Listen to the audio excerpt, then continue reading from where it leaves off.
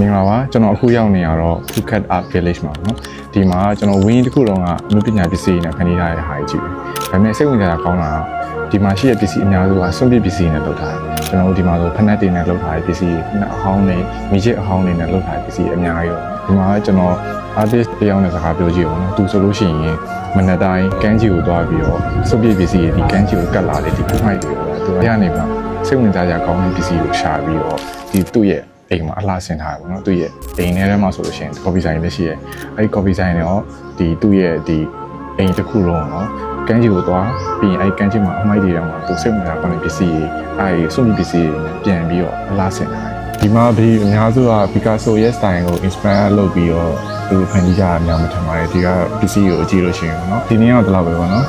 လမ်းကျုံနေဆိုလို့ရှိရင်တော့ဒီနေရာလေးကိုဝင်ကြည့်ကြဖို့ကြံပေးချင်ပါတယ်ဒီနေ့တမန်